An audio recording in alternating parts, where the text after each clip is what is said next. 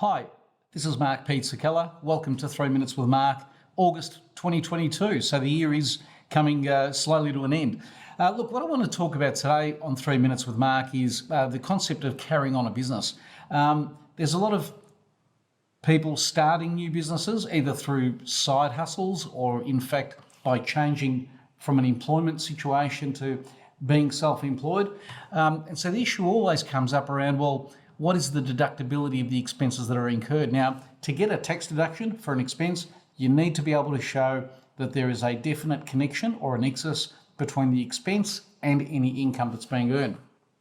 So I want to go through a recent case called Kwan's case, and really interesting in the sense that this case actually concerns the tax office taking on a former auditor of the tax office. Now, this person, the taxpayer, used to work in the GST section of the tax office, so not in the income tax area, and it kind of shows, to be honest.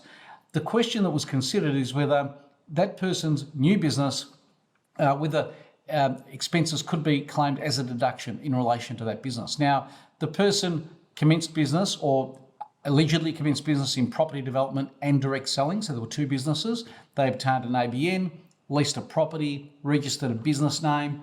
So far, so good. But when do you commence a business? Because there was a couple of few shortcomings, and they were that advertising only happened through friends and that network. The person didn't have any insurances in place, business insurances I mean, didn't have a website, didn't have separate business bank accounts, and transactions were primarily in cash. So kind of not good factors to have.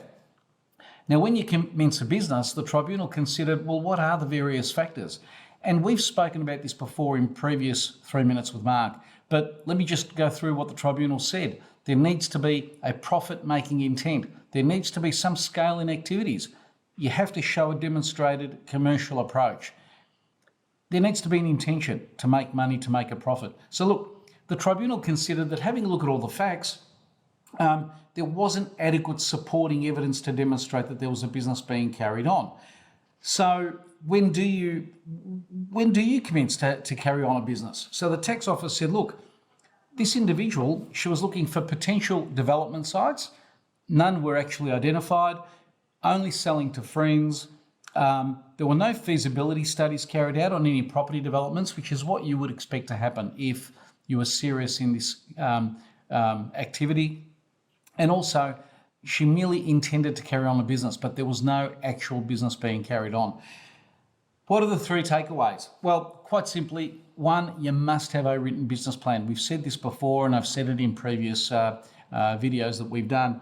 Secondly, the activities need to be conducted in a business-like manner. You need to show that there is a serious concern in place.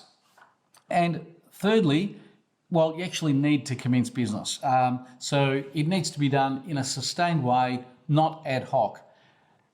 Please take into consideration all the points that we've raised. If there are any questions, by all means, give me a call, and I look forward to seeing you next time.